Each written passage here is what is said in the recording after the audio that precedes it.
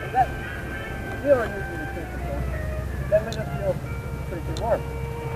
And so we drank more and more. And that led to some tragedies, and a party near the river. Well,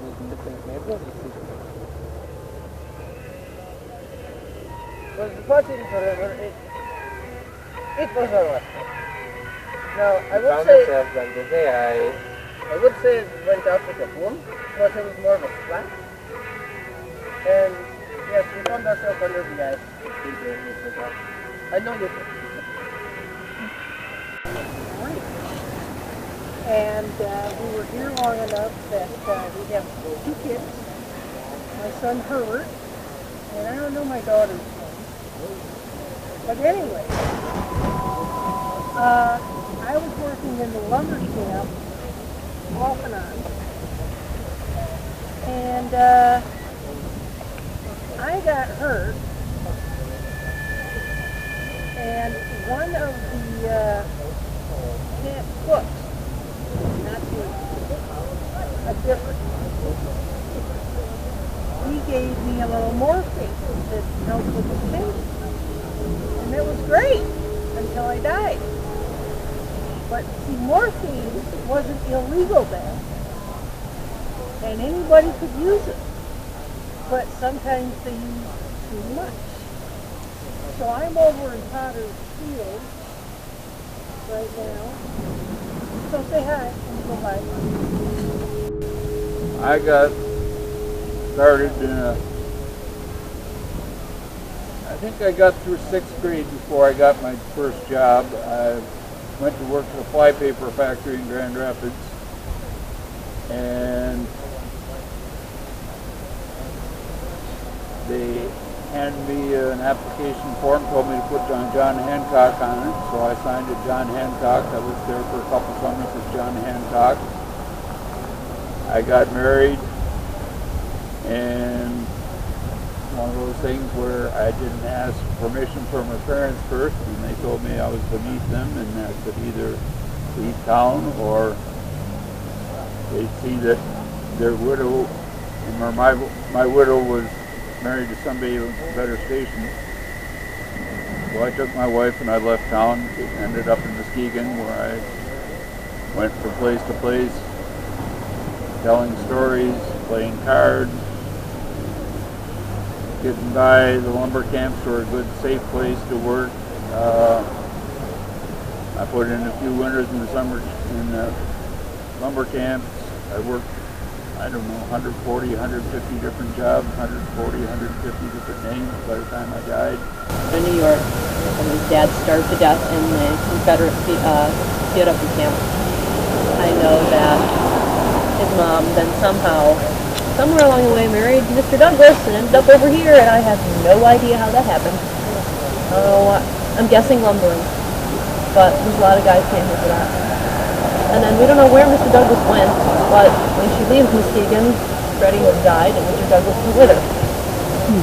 And then she marries Frank Higgins somewhere over in Williamston. How did she get to Williamston? No idea.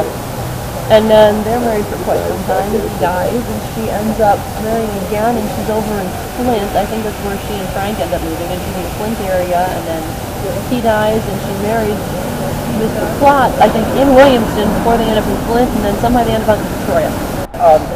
Other people who owned land at that time were few. There were the saloon keepers and shopkeepers, lumber inspectors, and also the lumber barons. So the rest of us were considered a little bit beneath that. You know the famous names here in town, Newman, Ackley, and so forth. The mill workers themselves were hardworking under terrible conditions and worked long, long hours. As you probably heard some of it from the lumber camp. But when they had time off, they really raised the ruckus. And the families, the God-fearing families in the community wanted to put an end to this drunkenness. So they formed a society, and the society was called Congregational Society. And they built a church, and it continues to grow and grow. And today, you would know this church as First Congregational Church on Jefferson Avenue. So things do change. Now, at one point in my history, the government asked me about my work. And I said, none of your business. But I told them roughly my worth was about, for real estate, was about $2,000. And that was a large amount of money in those times. If you take a mill worker, We're all dead. it would take him about 6 years to earn $2,000. That we're all dead. So things are slightly different today. Now, Michigan State Board of Health finally turned it around and treated the lakes. So we had some relief from those kinds of things. I told you I came here to Muskegon in 1865. I came on a buckboard. By 1892, at my desk, there was a big change, many big changes. And the Muskegon had a train from Muskegon to Grand Rapids on a regular schedule. Now, my name is Mrs. Ambrosia Sanford, Peck Sanford. I was born on the 3rd of July in the year 1834. My family and I were early settlers here in Muskegon when it was still a lumber town in the lumbering era. And I'll be telling you more about my own family as we proceed through the cemetery and arrive at my tombstone where I am buried. Now, I'd like to tell you a little bit about Evergreen Cemetery before we get started. Now, Evergreen Cemetery might seem old to you, and it is old, but it was very new to us in 1864. Prior to this, our cemetery was located in what we now call the downtown area, at the corner of First and Muskegon. This is where the old cemetery was, but we were having some problems with it. Muskegon was growing quite fast. We were running out of room in the cemetery. And we also had concerns about health regarding the safety of the water supply so close to the cemetery. So in 1864, a piece of farmland was purchased, and that is the land that you're now standing on. Now this was once a very, very barren place. When the first bodies were buried here, they were moved from the original cemetery to Evergreen. The families were not fond of coming to visit the graves here because it was so desolate and bare. So the Ladies Cemetery Association saw to the improvements of Evergreen Cemetery. They put in a lawn, they put in a beautiful fountain, they put in benches, they planted all of these large trees that you see around Evergreen Cemetery. These are all the original trees that were part of that original planting, and they're beautiful. For our final stop in the evening, it is a true pleasure to introduce to you a real modern woman in our community, in our society. In the late 19th century, Mother Ward changed the world around her for mothers and their children. Good evening, Mother Ward. Good evening, Mr. Garish. How are you? Very good, and yourself? Very well, thank you. Come over here, friends. Enjoy. I see that you've brought many guests. Many good intended guests. Yes, ma'am. That is wonderful. Please gather around. You can go in kind of a semicircle up here. Thank you. My name is Adelphia Grace Ward, and I was born in 1844 in England. At 14, my family, the Westbrooks, immigrated to Canada. 4 years later, in 1862, I married Mr. George A. Ward, who was 16 years my senior. He launched me the name that would be known around the nation, not even half a century later. We moved to Muskegon in 1867 with 2 small children in tow. George H., who was 4, and little Adelphia, born just the year before.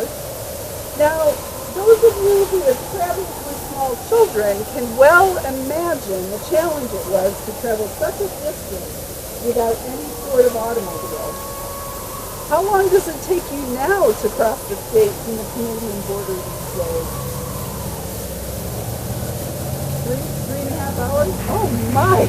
Well, let me tell you, it was a much longer trip then, going in a carriage just a few miles per hour. And I'm sure you've taken care of this problem by now in Michigan, but those roads were so bumpy. Oh my gosh, they were little better than trails. Well, we settled in and adjusted to life in the frontier town of Muskegon. I know it sounds ridiculous to talk about Muskegon as a frontier, but it really was back then. But the city grew quickly, and by 1877, even a few houses had sprung up out in this remote location, and it was remote then. Well, our home was on Walton. I spent my time in a variety of pursuits outside the home, though. I was one of the first female clerks at Marshall Field and Company, and I was also an assistant to the famous evangelist Dwight L. Moody. I believe there's a college named after him in Chicago. Well, in 1886, I undertook my greatest challenge.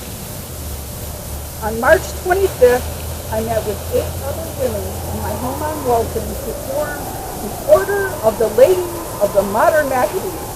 Try saying that quickly this time. The Knights of the Maccabees was a men's fraternal organization. Our Ladies Auxiliary aimed to take care of women and children left behind from the male household outside. There was very little a woman could do in 1886 to earn a living, and many of those women ended up in poverty. We saw this problem and formed the order in order to meet that need. We sold life insurance to our members that would pay out to the women upon the death of their husbands, fathers, brothers, or sons. In 1885, I was elected to be the treasurer of Muskegon County. Now, maybe you already know that at that time in history, electricity was very new. And the folks in charge of the government here in Muskegon, the city government, decided they wanted to have electricity to benefit the residents and the business people here in Muskegon. So they formed what they call the Muskegon Electric Light Company, and they appointed me to be the first supervisor of that work. We built a generating plant, and that network of poles and wires that deliver electricity to people's homes, we created all of that. And that company created the amusement park on the shore of Lake Michigan, with its bathhouse and roller coasters, restaurant, and other amenities. That was to be a destination for our trolley car riders and for the youth benefit of the people of the city. And so it was known as the Muskegon Electric Street Railway Company, also operated by the city of Muskegon government, and they made me the first supervisor of that trolley company. Now one day when I was doing that work, I was caught in between 2 trolley companies. Now, I didn't die from that unfortunate event, but it did paralyze me. I was no longer able to walk. And you can well imagine that limits your prospects for employment if you are paralyzed. So I had to find something else to do. And maybe you're familiar, at that time in Muskegon history, there were many boat docks up and down the south shore of Muskegon Lake. Lumber mostly, but also other goods coming in and out of Muskegon by ships of all sorts. In fact, so many ships that it was dangerous that they might collide with one another, so tugboats were required to bring a ship safely to and from the boat dock, also because the water was very shallow around the dock. And tugboats had a second purpose. Up at the mouth of the Muskegon River, you had the booming ponds for the lumber that was coming downriver every spring and early summer. So what we really want to know, the truth, did or did not Mr. Hackley use Confederate riches to fund his projects and create his legacy? The truth is, Robert E. Lee's treasure never existed. The minute that Sherman set foot in Georgia and marched his way to Atlanta, he burned the railroad ties. And he took the rails and laid them in the fires until they were hot. And then he took and wrapped them around the trees so that his men could stay warm. There was no railroad.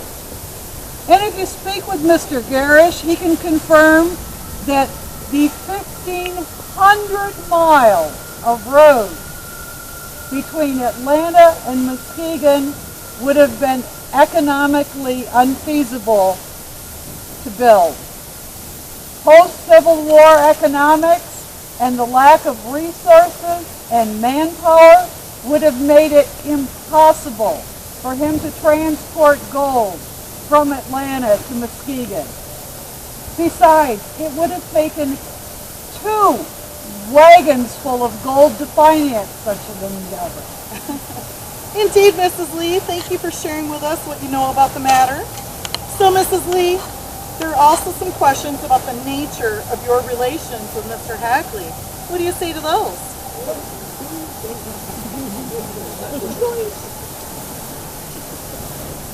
My husband, Captain Seth Lee, and Charles Hackley were business partners. My husband transported the Hackley lumber from Muskegon to Chicago on Lake Michigan using his steamboats and sailing boats. The round trip would have taken about a month.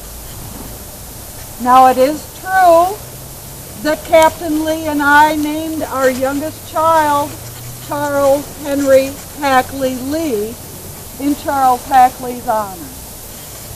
It is also true that when Charles Hackley died, in his will, he left to me, a widow at the time, $25,000, and each of my children $2,000.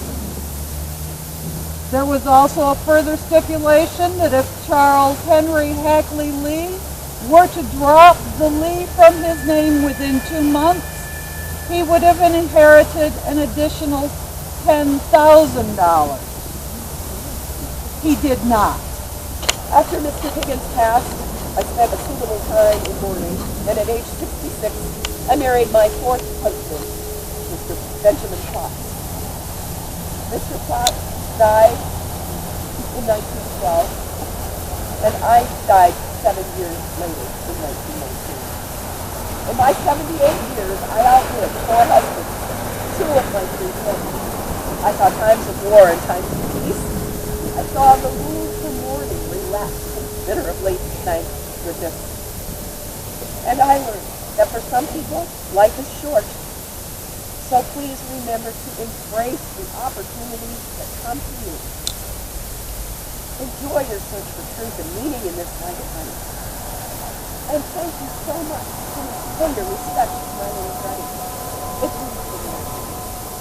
In that year, I also attempted to rescue 7 men from slavery by sailing them to Nassau, a British-held island where slavery had been abolished.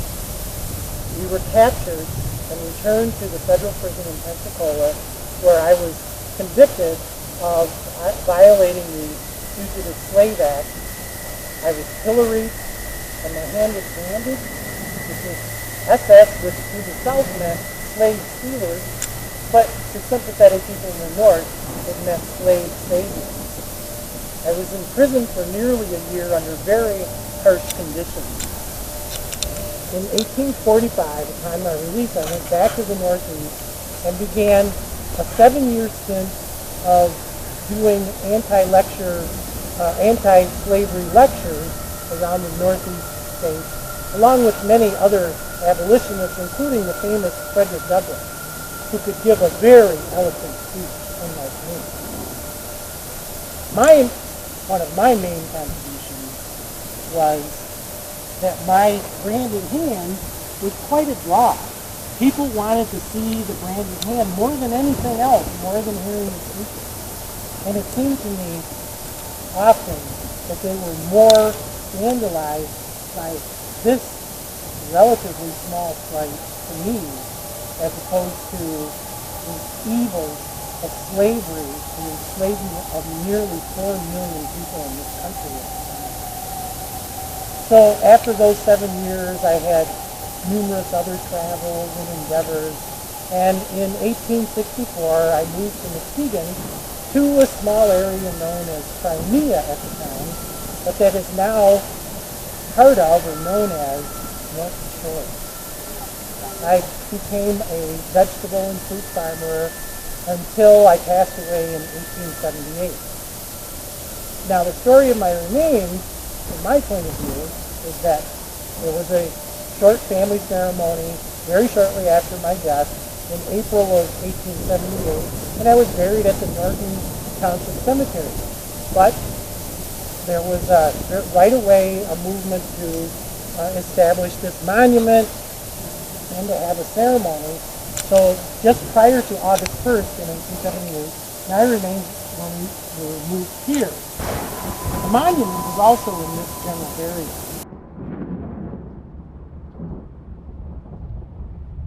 These people were rich.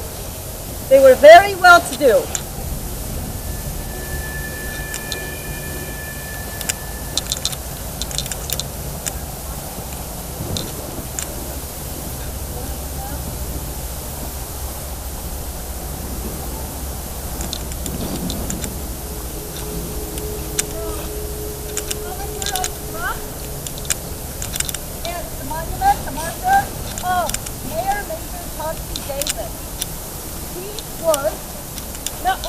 That we bought this land from back in 1864, but also he was Muskegon's first mayor once Muskegon became an incorporated city. Now what's interesting about his plot and his burial is that the truth is he actually died in the winter. The ground was too frozen to bury him here, and he was actually buried in the Hackley Mausoleum next door. The Hackleys housed his body until the ground thawed in the spring. And then they buried him in his own flat next door. Now for what a showman Mr. Hackley is, it's kind of surprising that he did not like to speak in public. I suppose he let his gifts and his monuments speak for him. He usually let his attorney, Mr. Nim, do his speaking for him. Shall we see if he's available today? Mr. Hackley? Sir? Well, apparently not. That's my point right there.